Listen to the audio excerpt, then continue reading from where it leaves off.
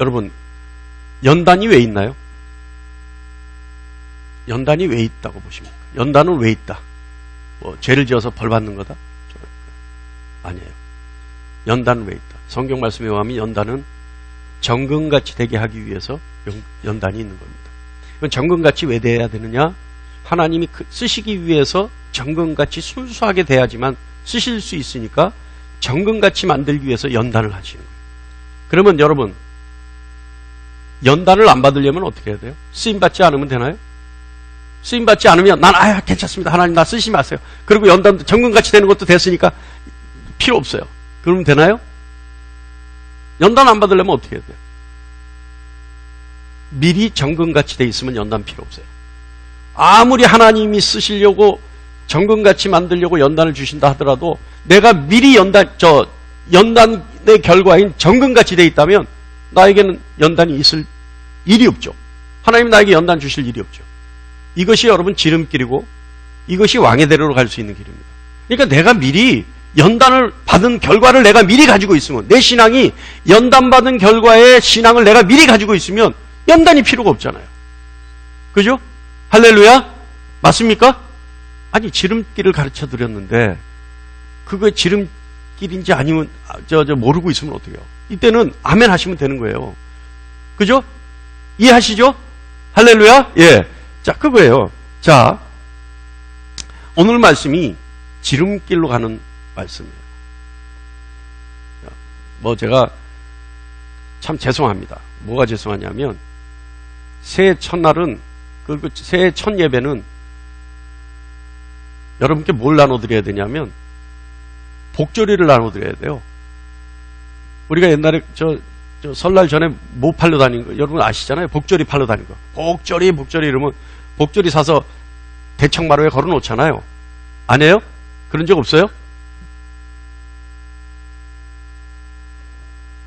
제발 좀 있든지 없든지 확실한 의사표명을 좀 해주세요. 있죠? 그죠? 근데 원래 한 해를 시작하는 첫 주는 많은 교회가 복조리를 나눠줘야 돼요. 설교가. 근데 저는 복조리를 준비 안 했어요. 다만 연단의 결과를 가질 수 있는 조리는 준비했어요. 그러니까 여러분, 오늘 말씀을 하나님의 말씀이다 받아들이는, 그래서 집중할 수 있는 여러분 되시길 바랍니다. 굳이 어제 오늘 일이 아니에요. 교회가 세속화됐다 얘기하죠.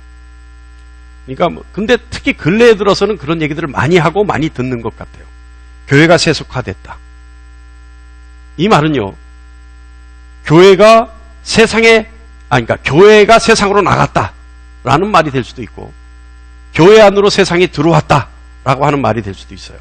근데 정확하게 말하자면 교회와 세상이 구분이 가지 않는다. 그렇다면 이 말은 교회와 세상은 구분이 돼 있어야 되는데, 요즘 와서는 교회와 세상이 구분이 가지 않아. 어디가 교회고 어디가 세상인지 모르겠어. 이게 교회가 세속화된 결과이겠죠. 다시 말하면 교회의 세상의 논리가 난무하고 교회의 세상의 가치관이 자리를 잡았다는 의미입니다. 오히려 세상의 가치관이 교회 내에서 인정받고 있다는 것이죠. 이것이 교회가 세속화됐다. 그러니까 신앙인이라고 하는 사람들이 교회가 하는 일에 언제나 세상의 가치관으로 판단하려 합니다. 그러니까 교회 안이 시끄러워요. 이것이 안 된다. 지금 이 시간 그것을 말하려는 거 아닙니다. 이미 교회는 세속화되어 버렸어요. 이미 세속화가 이루어진 교회에서 과연 세속화의 모양은 어떤 것이고, 이와 같은 모양은 왜 위험한지에 대해서 우리가 한번 생각해보고, 그리고 하나님의 뜻은 무엇인지에 대해서 오늘 이 시간 한번 알아보고자 합니다. 여러분, 교회가 세속화되었다라고 하는 대표적인 것의 의미가 뭐냐면, 교회가 상업주의화되었다라고 하는 겁니다. 상업주의화되었다. 상업주의란 것은 단적으로 얘기하면 철저하게 이익을 추구하는 거예요. 이익만을 추구하는 것이 상업주의예요. 그러니까 돈만을 원하는 것이 상업주의죠. 그러니까 득실을 계산해서 득이 되는 것에만 관심을 갖는 것, 이것이 상업주의입니다. 쉽게 얘기하면 손해볼 일을 하지 않는다는 거예요. 이 말 자체가 너무 우습지만, 근데 교회는요, 원래 손해를 목적으로 존재하는 것이 교회입니다. 교회가 손해를 보지 않으려면 교회가 목적과 그 가치를 잃어버린 것과 진배가 없어요. 여러분, 교회는요, 구원의 복음을 전하는 것이고 가엾고 가난한 사회의 약자들에게 주님의 사랑을 전하는 곳이 교회입니다. 그래서 초대교회 사도들은요, 복음을 위해서 목숨까지도 아끼지 않았던 것이고 구제를 위해서는 자신의 전 재산도 하나님께 아낌없이 드렸던 것이 교회입니다. 그런데 교회가 손실을 따지고 이익만을 생각하고 유익만을 우선으로 한다면 교회는 그 목적을 잃어버리고 소금의 맛을 잃어버린 곳이 되는 겁니다. 그렇지 않아요, 여러분? 교회가 이익을 따집니까? 교회가 손해를 보지 않으려고 생각해야 되나요? 아니에요. 교회는 항상 손해를 목적으로 세워진 것이 교회예요. 그러니까 교회는 항상 손해를 봐야 되는 거예요. 교회는 이익을 보면 안 됩니다. 교회는 유익을 따지면 안 돼요. 할렐루야! 여러분, 교회의 상업화라고 했을 때 가장 대표적이고 상징적인 물건이 하나 있어요. 요즘 교회에 들어와 있어요. 어떤 세속화의 행태가 아니라 어떤 물건 하나를 딱 보는 순간 저는 교회가 이렇게 됐구나. 우리 교회는 없어요. 근데 큰 교회 가면 있어요. 뭔지 아세요? 세속화와 상업화의 아주 극단적이고 상징적인 대표적인 물건이 교회 안에 들어와 있어요. 뭔지 아세요? ATM 기계가 교회 안에 있어요. 여러분, 교회 안에 ATM 기계가 왜 있어요? 왜 ATM 기계가 있어야 돼요? 교회 안에? 헌금하라고 있는 거예요. 헌금하라고. 할렐루야 해야 돼요, 여기서? 네? 그런데 한편으로는 이해가 가요. 뭐냐면 헌금을, 그러니까 교회 ATM 기계에 카드 딱 집어넣으면 어떻게 해요? 현금이 나오는 게 아니라 교회 통장으로 바로 들어가는 거예요. 거기서 띡띡띡띡 누르면 교회 통장 계좌로 어떻게 해요? 바로 입금이 되는 거예요. 그죠? 그러니까 헌금을 걷기 위해서 있는데 헌금을 좀 더 편하게 내게 하기 위해서. 그죠? 그리고 거두기도 편하고, 그리고 제일 최종적인 목적이 뭐냐면 사실은 개수하기가 편하잖아요. 통장으로 들어와서 합산 금액이 나오니까. 그러니까 그런 여러 가지 편하자고 ATM 기가 설치되어 있는 거예요. 이해는 가요. 편하자고 하는 것 이해는 가요. 그러니까 이것은 뭐냐면 좀 더 능률적이고 효율적으로 하자 하는 거죠. 그죠? 왜냐하면 헌금 한 몇천 명 되는 교회에서 그 몇천 명의 성도들을 헌금을 개수하려면 시간도 많이 걸릴 뿐더러 많은 노력이 필요하잖아요. 그러니까 효율적으로 능률적으로 하자라고 하는 거 이해가 간다니까요. 그런데 여러분, 교회는요 원래 능률적이고 효율적인 것이 아닙니다. 또한 그것을 추구하면 교회의 목적을 잃어버릴 수가 있어요. 여러분, 교회만큼 비능률적이고 교회만큼 비효율적인 것이 있나요? 없어요. 아니, 주님 뭐라 그러셨어요? 주님, 십자가를 지고 나를 따르라. 그죠? 이거 얼마나 비능률적입니까? 아니, 주님을 따라가려면 맨몸으로 뛰기도 바쁜데 십자가까지 메고 따르라면 그건 얼마나 그거 비능률적이에요. 근데 주님은 그 비능률적인 것을 요구하신단 말이에요, 우리에게. 그리고 주님 뭐라 그러셨어요? 나와 복음을 위해서 자기 목숨을 잃으면 구원받으리라. 이건 말이 됩니까? 아니, 주님을 위해서 목숨을 잃으면 주님이 구원하신다. 이거 얼마나 비효율적이고 비합리적이에요. 그런데 주님은 그 비능률적이고 비효율적이고 비합리적인 것을 우리에게 요구하신단 말이에요. 교회가 바로 그런 곳입니다. 여러분, 교회가요 편의에 익숙해지면 교회의 본질 역시 편의를 위해 존재해야만 합니다. 자, 여러분, 예를 한번 들어볼까요? 교회에 가장 중요한 것이 뭐예요? 교회에 있어서 가장 중요한 것. 그것이 바로 복음이에요. 그러니까 교회는 복음만 있으면 돼요. 교회는 하나님의 말씀만 살아있으면 돼요. 교회는 성령의 임재로 정말 진정한 하나님의 말씀만 선포되어지면 돼요. 그런데 요새 그렇지 않아요. 교회를 세우려면 반드시 있어야 될 게 있어요. 뭔지 아세요? 주차장이 있어야 돼요. 그러니까 요새는 복음, 그 교회에 복음이 있냐 없냐? 의미 없어요. 그 교회에 주차장이 있니? 이렇게 돼요. 네? 이게 뭐예요? 편의를 위해서 본질이 편의를 쫓아가줘야 돼요. 이해하십니까, 여러분? 할렐루야? 이게 좋은 이해예요. 그러니까 교회에서 편의에 익숙해지면 교회의 본질조차도 편의를 위해 존재해줘야 되는 거예요. 자, 제가요, 지난 1일 아침에, 1일날이면 우린 신정이라고 그러잖아요. 그러니까 1일이니까 뭘 먹어야 돼요? 떡국을 먹지 않습니까? 떡국을 먹는데 우리 장모님 소리에 떡이 목구멍에 걸릴 뻔했어요. 장모님이 하신 말씀. 뭐라 그러냐면, 그리고 나서 그 말을 두고두고 곱씹어 봤어요. 우리 장모님 뭐라 그러냐면, 어디서 들은 얘기인 것 같아요. 요즘은 목사가 설교를 잘할 필요가 없대. 그러는 거예요. 그랬더니 요즘 목사는 능력이 있을 필요도 없대. 그러면서 뭐라 그러냐면, 성도들 비유만 잘 맞추면 교회가 부흥한대. 장모님은 어디서 들은 얘기죠. 여러분 처음 듣는 소리입니까? 여기서 뭐 부흥을 굳이 뭐 교회 성장 이걸로 말을 바꾸지 않겠습니다. 예? 처음 듣는 소리예요? 근데 저는 그 얘기를 듣는 순간 떡이 목구멍에 걸릴 뻔했어요. 이게 뭐야? 아니 그러면 서비스만 잘하면 교회가 성장한단 말이야? 또 그렇게 생각이 나는 거예요. 아니 교회에서 목회하는 것이 아니라 서비스업을 한단 말이야? 아니 교회를 서비스업으로 생각하고 취급한단 말이야? 그렇게 생각이 드는 거예요. 여러분 그럼 저는 느지막게 신학 공부해서 목사가 된 것이 아니라 서비스업 종사자가 된 겁니까? 예수님의 피값으로 산 하나님의 자녀들이 교회에서 원한다는 것이 고작 목사의 서비스입니까? 영원한 생명을 다루는 교회에서 성도들에게 해야 될 것이 겨우 성도들의 비위나 맞춰주고 만족을 주는 것으로 생명을 얻을 수 있다고 말해야 한다는 것입니까? 여러분 이것이 우리 교회 성도가 하는 말이 아니라고 해서 간과할 수 없는 이야기입니다.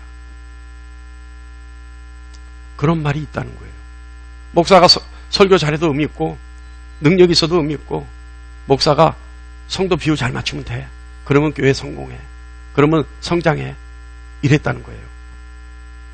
만약에 그 말이 사실이라면 여러분 작은 교회였을 때는 열심히 성도 비유 맞춰서 서비스업이 성공해서 그 서비스업이 대박이 나서 교회가 성장하면 그때부터는 열심히 서비스업에 종사한 목사는 대박난 그 서비스업에서 누리려 하지 않겠습니까? 그죠? 그러니까 목사가 성공해서 그 서비스업이 대박이 나서 성장해서 큰 교회가 되면 그때부터 목사가 누리려 하는 것은 그의 죄가 아닌 거예요. 그의 탓이 아니라는 얘기죠. 우리 한번 깊이 있게 생각해 볼 그런 말입니다. 목사는 보상심리에서 그걸 요구할 수 있잖아요. 열심히 비유 맞춰줬으니까 이제는 내 비유도 좀 맞춰주라. 가능한 얘기 아닙니까? 그런데 저는요 그와 같은 모습을 본 것 같아요. 어디선가 본 것 같아요. 그러니까 그 말은 전혀 근거 없이 나온 말이 아니라는 뜻입니다. 사랑하는 아멘교회 성도 여러분, 교회의 세속화의 모양에는요 교회와 목사의 모양이 있지만 또 하나 더 있는 모양이 뭐냐면 성도들이 무엇을 원하는가 하는 그 모양에서도 교회에 세속화는 있습니다. 우리 스스로 한번 성찰해 볼 필요가 있죠. 교회에서 자신의 비율을 맞춰달라고 하는 정말 어처구니 없는 바램, 그 바램 역시 세속화의 모양입니다. 더불어서요, 더 무서운 모양이 하나 있는데 그건 감춰져 있어요. 사단이 이걸 노려요. 아주 무서운 세속화의 모양이 하나 있어요. 자, 여러분, 세상의 이치는 어떻습니까? 세상 논리는 어떤 것이 세상 논리인가요? 세속적인 논리는 뭔가요? 가장 대표적인 것이 오른손으로 받으면 왼손으로 줘야 하는 것이 세상의 이치입니다. 이 사람이 나에게 밥 한 번 샀으면 나도 언젠가는 밥 한 번 사야 되는 것이 세상의 이치입니다. 그죠? 이 사람이 나한테 2번 줬으면 반드시 한 번 이상은 줘야지만 이 사람이 나를 동무 삼아주고 이 사람이 나를 만나려고 합니다. 내가 받아먹기만 하고 내가 얻어먹기만 하면 처음에는 좋을지 몰라도 이 사람은 반드시 나를 만나려 하지 않습니다. 그죠? 아, 그놈 만나면 내가 매번 사줘야 돼. 왜 이렇게 귀찮아. 이렇게 되는 거예요. 예? 그러면 어떻게 해요? 그 다음부터 절교되는 거예요. 관계가 끊어져 버리는 거죠. 이게 세상의 이치예요. 다시 말하면 세상의 논리와 세상의 이치는 뭐냐 하면 언제나 딜의 형태를 가져야 돼요. 딜의 형태. 주거니 받거니. 왼손으로 받으면 오른손으로 줘야 되고 오른손으로 받으면 언젠가는 왼손으로 대갚아줘야 되는 것이 세상의 이치예요. 그래야 오래 함께 할 수 있고 그래야 거래가 되는 겁니다. 이 세속적인 가치관이 여러분 혹시 우리는 하나님께도 적용하고 있지 않은가요? 하나님께 헌신과 봉사를 열심히 하면 공짜가 없으신 하나님은 반드시 우리에게 어떤 형태로든 복을 주셔야 한다는 논리가, 그래서 그 논리를 가지고 헌신하는 것 어떻습니까? 내가 하나님께 충성하면, 그래서 내가 하나님께 충성을 다하면 내 자녀에게라도 반드시 복을 주셔야 한다는 논리를 가지고 충성하는 것 어떻습니까? 저는요, 이 논리는 가지고 있었어요. 제가 깜짝 놀랐어요. 우리 큰애가 시집가서 예쁘게 살아요. 넉넉하게 살아요. 한 번은 저한테 좀 시쳇말로 건방을 떨더라고. 예? 근데 속으로 그랬어요. 네가 지금 뭐 넉넉하게 살고 잘 사는 게 네가 똑똑해서인 줄 아냐? 내 속으로 그랬다는 거예요. 네 애비가 목사 돼서 열심히 충성하니까 하나님이 너한테 복 준 거지. 이렇게 생각했다. 그랬어요. 나도 이 논리에 이미 젖어 있었던 거예요. 내가 충성하면 하다못해 내 자식한테도 하나님 반드시 복 줄 거야 라고 하는 이 세속적인 논리가 목사인 나에게도 들어와 있었다는 거예요. 그런데 이게 뭐라고요? 하나님과 딜했던 거예요. 내가 충성하면 하다못해 내 새끼한테라도 하나님 먹고 살게 해주셔야 됩니다. 이 논리가 들어와 있었다는 거예요. 이게 세속적인 논리고 이게 세상적인 세속적인 가치관이라는 겁니다. 아니, 우리 헌금할 때 혹시 11조 헌금 뭐 이런 헌금들 할 때 하나님 반드시 30, 60, 100배 축복을 염두에 두고 행하는 헌신은 아니었는지.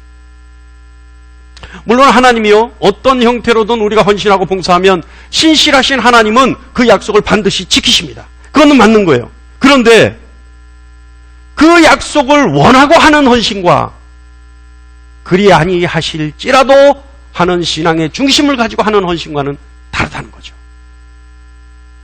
다르다는 거죠. 신앙인의 중심에 만약 하나라도, 단 하나라도 거래를 바라는 마음이 있다면 그 신앙인의 신앙은 이미 세속화된 신앙입니다.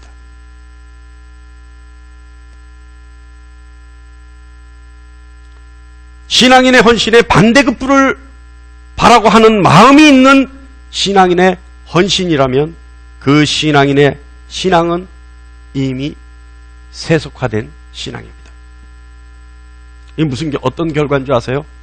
이미 이런 신앙인은, 세속화된 신앙인은 하나님 앞에 자신에게 직접 송금해 줄 수 있는 ATM기를 갖다 드리는 거예요. 그래서 하나님이 누르기만 하면 나한테 바로바로 송금될 수 있게. 그 신앙이죠.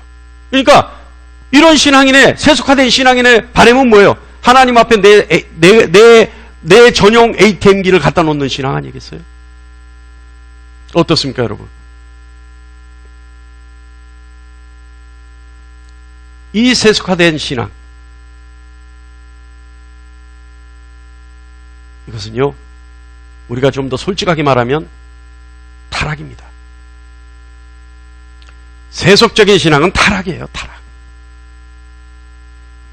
교회와 목사와 성도의 세속화는 결국 본질에서 벗어난 타락을 말하는 겁니다. 오늘 본문 말씀이요, 굉장히 짧죠. 본문 말씀은 전체적인 의미에서 예수를 믿었으나 타락했던 사람들에 대한 타락에 대한 경고의 메시지입니다. 6절 말씀 한번 읽어볼까요? 타락한 자들은 다시 새롭게 하여 회개할 수 없나니 이는 그들이 하나님의 아들을 다시 십자가에 못 박아 드러내놓고 욕되게 함이라. 여기서 주목해야 될 것은 십자가에 다시 못 박았다는 말씀과 드러내놓고 욕되게 했다는 말이에요. 자, 십자가에 다시 못 박았다는 말씀의 의미는 뭘까요? 십자가에 누가 못 박았어요? 예수를 은 30에 못 파는 가룟 유다가 십자가에 못 박았어요. 또 예수님을 반란군의 수괴로 몰아서 신성모독죄로 몰아서 예수님을 십자가에 못 박게 한 유대인들이 예수를 십자가에 못 박았습니다. 그런데 오늘 말씀은 다시 십자가에 못 박았다라고 하는 이 말씀은 자기 이익을 위해 예수를 십자가에 다시 못 박은 사람들이 되는데, 그들이 누구냐? 예수의 은혜를 입고 타락한 사람들이 그와 같은 사람들이다 라는 말씀입니다. 예수를 믿고 나서 그 은혜를 맛보고 나서 타락한 사람은 더도 아니고 덜도 아니고 바로 가룟 유다와 예수를 십자가에 못 박은 유대인들과 같은 사람들이다. 그들과 진배 없다. 그 말씀이에요. 그런데 이거는 뭐 간단한 의미니까 우리가 쉽게 알 수 있죠. 그런데 여러분, 드러내놓고 욕되게 함이라, 이 말씀을 제가 묵상하고 나서 얼마나 무서웠는지 알 수가 없어요. 예수를 믿고 은혜를 맛본 사람들이 타락했을 경우에 예수를 드러내놓고 욕되게 했다.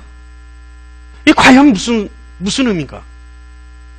이것이 반드시 어떤 타락의 결과인데, 영적인 결과이고 이것은 죄인데, 과연 이것은 무슨 의미인가? 예수를 드러내놓고 욕되게 했다는 것은 무슨 의미인가? 여러분, 어떤 의미일 것 같으세요? 제가 무서웠다 그랬어요. 자, 여러분, 우리가요, 내부 고발자의 고발이 있을 때, 우리가 어떤 내부 고발자의 고발을 들으면 그 고발자가 사심에 의해서 하는 행동이 아니고 진정한 마음으로 하는 행동이라면, 그렇다면 그 내부 고발자의 고발의 내용을 우리는 신빙성을 두죠. 그죠? 그리고 인정하죠. 또 어떤 사람이나 단체를 평가할 때, 그리고 판단해 볼 때 누구보다도, 그 어떤 사람의 말보다도 그 내부에 있는 사람의 말을 참고하는 것이 가장 정확하죠. 그죠? 같은 맥락으로 그리스도인의 타락은 마치 내부의 사람이 이와 같이 주장하는 것과 같습니다. 뭐라고 주장하는 것과 같으냐 하면, 내부의 사람이에요, 그리스도인은. 그런데 그 사람의 타락은 내부의 사람이 내부 고발하는 것과 같은 의미를 가지고 있다 이 말이에요. 뭐라고 고발하느냐? 예수는 하나님의 아들이 아니다 라고 고발하는 것과 같다는 거예요. 예수를 믿는 사람의 타락은 이와 같다는 거예요. 예수를 믿어 구원은커녕 대속도 없다 라고 말하는 것과 같다는 얘기입니다. 알고 보니 예수가 고난당했을 때 사람들이 모욕하고 조롱하고 멸시했던 것, 알고 보니까 그 사람들이 옳았다 라고 말하는 것과 같다는 얘기입니다. 예수는 그리스도가 아니라 그저 인간일 뿐이다 라고 하는 것과 같다는 얘기예요. 그러므로 예수의 십자가의 죽음은 우리에게 구원을 주는 것이 아니라, 대속의 죽음이 아니라 죄인의 죽음에 불과하다라고 말하는 것과 같다는 얘기입니다. 왜요? 은혜를 맛보고 타락하기 때문에 그래요. 은혜를 맛보면 절대 타락할 수 없는데 은혜를 맛보고 타락하기 때문에 예수의 정체에 대해서, 정체성에 대해서 세상에 불신을 줄 수 있다 이 말이에요.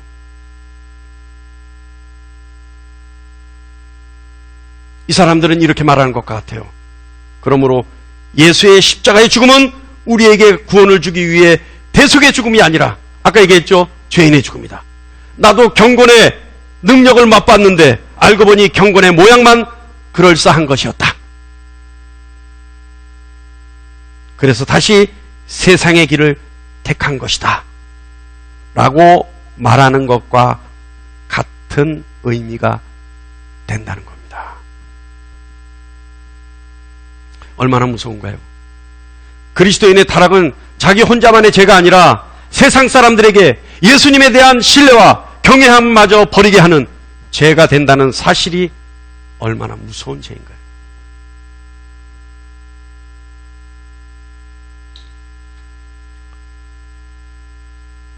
우리 아멘교회는 그런 성도가 없는 걸 확신합니다. 왜냐하면 그럴 수 있는 성도가 있을 만한 숫자가 안 돼요. 그러니까 제가 맨투맨으로 케어하고 있기 때문에 절대 여지가 없어요. 네? 그런데 여러분, 그리스도인의 타락이 예수를 드러내놓고 욕되게 한다는 의미가 이와 같은 뜻이라면 여러분 몸서리 쳐지지 않으세요? 바울이라는 신앙인이 있었습니다. 바울이라는 신앙인은 잘 나가던 삶을 살던 사람이에요. 시쳇말로. 바울은 어떤 삶을 살았어요? 랍비의 삶을 살았어요. 아주 넉넉한 생활을 했어요. 랍비가. 바울이 옷은 뭘 입었어요? 랍비의 옷을 입고 다녔어요. 그러니까 바울이 갈 때마다 회당장이 바울에게 나오셔서 한 말씀 하시죠. 이렇게 했단 말이에요. 그러니까 바울은 모든 사람들에게 존경받고 모든 사람들이 갈시하지 못하는 그런 위치와 그런 환경 속에서 넉넉하게 살았던 사람이에요. 그런 신앙인이었어요. 그런 사람이었어요. 그런데 바울이 예수를 만나 신앙인이 돼버렸어요. 그때부터 바울의 인생은 어땠습니까? 제가 이런 말은 설교 시간에 참 쓰기 싫은데 한마디로 너무 쉽게 알 수 있는 말이라 제가 오늘은 쓰겠습니다. 하나님 용서해 주세요. 바울이 예수 만나 신앙인 되고 나서 어떻게 됐어요? 삶이 개고생하는 삶으로 바뀌었어요. 그죠? 어느 정도 고생했는지 아세요? 고린도후서 11장 24절로 27절, 우리 이건 다 같이 한번 읽어볼게요. 시작.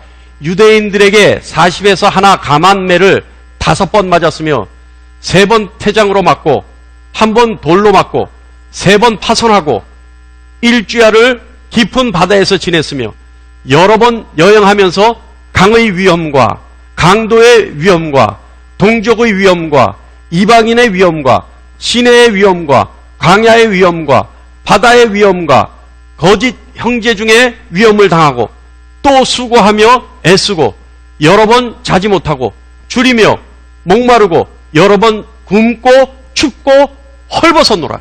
이게 뭐예요, 여러분? 집 나가서 하는 고생 아니에요, 이거? 집 나가면 하는 고생 아니에요? 집 나가면 우리 옛날에 선전에 뭐라고 나왔어요? 집 나가면 뭐라고요? 개고생이다. 바울이요, 잘 나가던 인생에서 예수 만나 신앙인 되니까 이 고생하기 시작했다는 거예요. 그런데요, 바울은 이 같은 일을 자진해서 당했어요. 자진해서. 그리고 편한 삶을 자진해서 버렸어요. 왜 그랬냐? 왜 바울이 이런 어리석은 짓을 했느냐? 왜 그랬어요? 바로 예수 그리스도의 삶을 따르려 했기 때문에 그랬습니다. 그것이 자신의 십자가의 길이라고 생각했기 때문에 그랬습니다. 바울은 예수를 믿는다는 것은 그분의 삶을 닮으려고 노력하는 것이고 그 노력이 예수를 믿는 것이라고 생각했기 때문에 그랬습니다. 그래서 바울은요, 예수 그리스도를 믿고 그분을 더 많이 증거하기 위해서 세상 일도 열심히 했었죠. 여러분, 바울은요, 예수를 믿기 위해 직업을 가졌어요. 직업을 가져 더 그 직업이 잘 되기 위해서 예수 믿은 게 아니에요. 바울은요, 예수 잘 믿고 예수 잘 전하고 예수 잘 전파하고 예수를 잘 증거하기 위해서 직업을 가졌어요. 주객이 전도됐죠.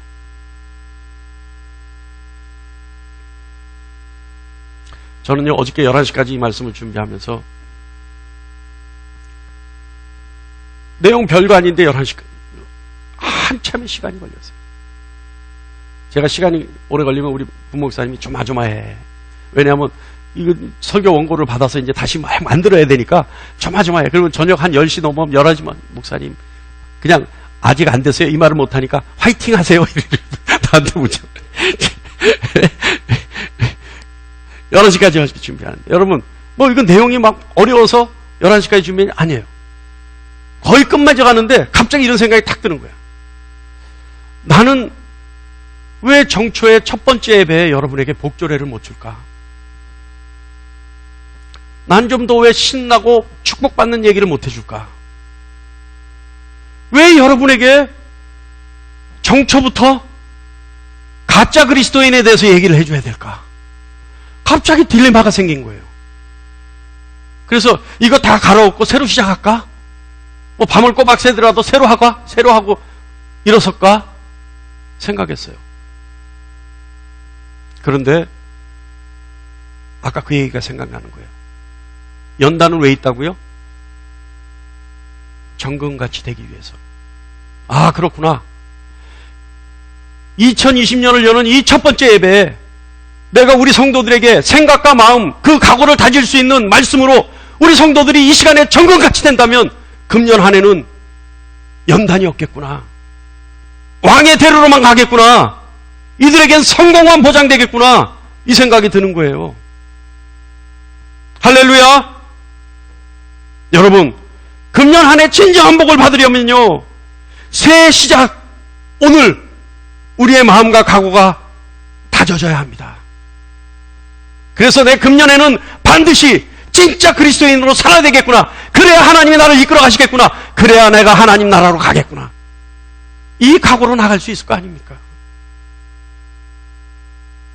오늘 이 말씀으로 여러분 마음과 각오가 다져진다면 여러분은 하나님의 복이 넘치도록, 그래서 넘쳐 흐르도록 부어주시리라 저는 확신합니다. 오늘 이 시간 여러분, 오늘 2020년 시작입니다. 오늘 여러분의 마음과 각오가 다 잡아지기를 간절히 축원합니다. 2020년을 시작하는 오늘 첫 예배, 오늘 이 첫 예배는 우리는 예수 그리스도로부터 시작돼야 합니다. 그래야 여러분에게 금년 한 해가 정금같이 다져진 여러분의 삶이 우리 인생에 있어 가장 축복받는 삶이요, 우리가 하나님과 동행할 수 있는 삶이 되리라 저는 확신합니다. 오늘 말씀이요, 우리 고린도전서 15장 57절로 58절 말씀 다 같이 한번 읽고 기도로 제가 말씀 마치겠습니다. 다 같이 시작. 우리 주 예수 그리스도로 말미암아 우리에게 승리를 주시는 하나님께 감사하노라. 그러므로 내 사랑하는 형제들아, 견실하며 흔들리지 말고 항상 주의 일에 더욱 힘쓰는 자들이 되라. 이는 너희 수고가 주 안에서 헛되지 않은 줄 알미라. 아멘. 할렐루야. 기도하겠습니다.